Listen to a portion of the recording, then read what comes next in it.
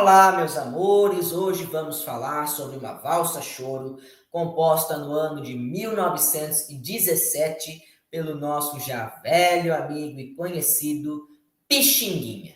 Esta valsa viria a se tornar o segundo maior sucesso de todo o repertório do compositor, perdendo somente para o nosso Carinhoso, que já foi aqui estudado algumas semanas atrás. Senhoras e senhores, apresento agora para vocês uma das mais lindas pérolas do nosso cancioneiro nacional, chamada Rosa. O que pouca gente sabe é que o primeiro nome desta canção não era Rosa, mas, segundo os manuscritos originais do próprio Pixinguinha, seu nome deveria ser Evocação, ou ainda, segundo outras diferentes interpretações da caligrafia do compositor, o nome possivelmente seria Invocação. Por razões desconhecidas, o título original foi alterado antes mesmo da primeira publicação da partitura desta canção, que já levava o nome de Rosa, como viria a ser consagrada por todo o país. A primeira gravação em disco da Rosa acontece também no ano de 1917, pelo próprio Pixinguinha em disco da Casa Edson do Rio de Janeiro, como vocês podem conferir aí neste link que eu vou deixar para vocês na legenda do vídeo. Porém, gente, o sucesso desta versão original instrumental de 1917 nem se compara com o sucesso da versão cantada e gravada por Orlando Silva 20 anos mais tarde, em 1937, depois do surgimento de uma letra cuja autoria nós vamos discutir daqui a pouquinho. Antes, querem saber de uma curiosidade? Lá em 1917, o Pixinguinha gravou no mesmo dia A Rosa e o Sofres Porque Queres. 20 anos depois, em 1937, o Orlando Silva gravou também no mesmo dia A Rosa e o Carinhoso. Coincidência, não? Ou será que não? Sabe o que é mais coincidência ainda? É que são 3 composições do mesmo ano de 1917. Né, gente? A Rosa e o Sofres Porque Queres são reconhecidamente composições desse ano que eu falei. O Carinhoso, existe aquela dúvida, lembra? Mas existe também um consenso, que eu já citei aqui, de que o Carinhoso seria sim uma composição desse ano de 1917. Então nós podemos considerar sim que são 3 canções do mesmo ano. E o Pixinguinha só não gravou essas 3 canções no mesmo dia porque ele teve um certo receio de que o Carinhoso não seria bem aceito pela gravadora, pelo público. Isso porque o Carinhoso era um choro que destoava muito dos padrões da época. Naquela época, trabalhava-se muito com choros divididos em 3 partes. E o Carinhoso tem apenas 2 partes. Daí o Pixinguinha ficou meio receoso, assim, de gravar o Carinhoso logo depois da composição. Aí foi adiando, até que a primeira gravação saiu mais de 10 anos depois, em 1928. Enfim, tudo isso a gente já estudou, né? O que a gente ainda não viu é que o motivo pelos quais o Orlando Silva também gravou A Rosa e o Carinhoso no mesmo dia deve-se também a esse preconceito contra os choros de 2 partes. Né? O Carinhoso sempre teve 2 partes desde o seu concebimento. E a Rosa, depois que recebeu letra, cortaram uma parte dela. Daí o que aconteceu? A gravadora, primeiramente, ofereceu a interpretação desses 2 choros para o rei da voz, Francisco Alves. Daí ele olhou bem, pensou, falou assim: não vou gravar não. Pô, eu sou o rei da voz, cara.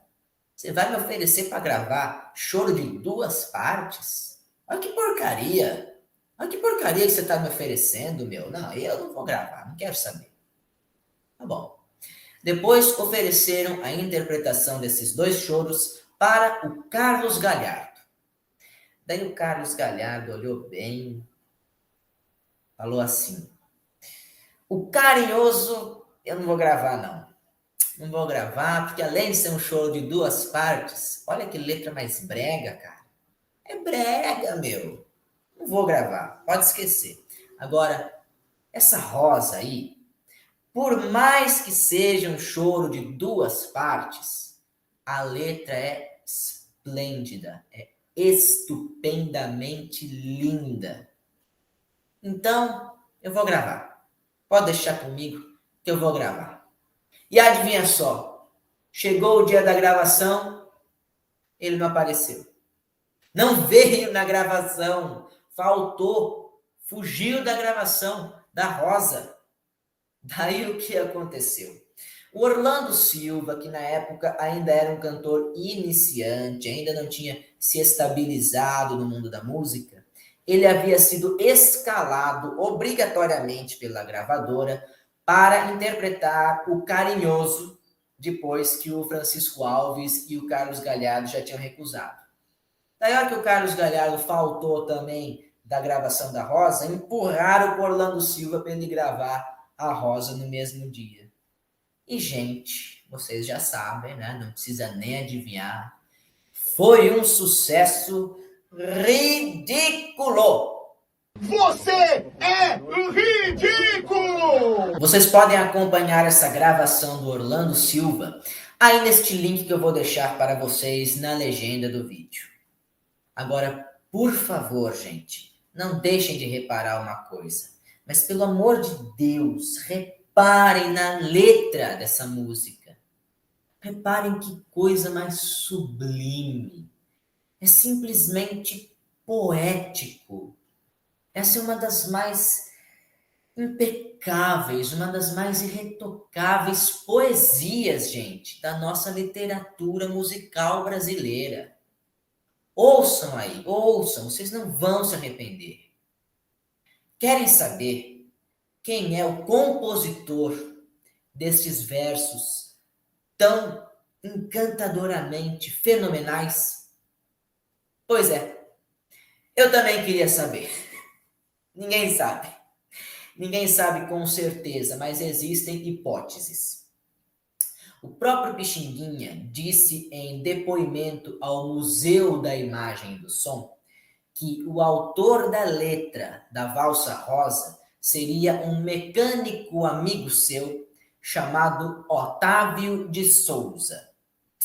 Reza a lenda que, num certo dia, o Pixinguinha estava sentado num bar do bairro do Meier, bebendo, quando seu amigo Otávio de Souza se aproximou e lhe apresentou a letra que ele havia composto para a Valsa Choro Rosa. E daí, né, gente? Pixinguinha quase caiu de costas. Porque a letra é um fenômeno, como eu falei para vocês.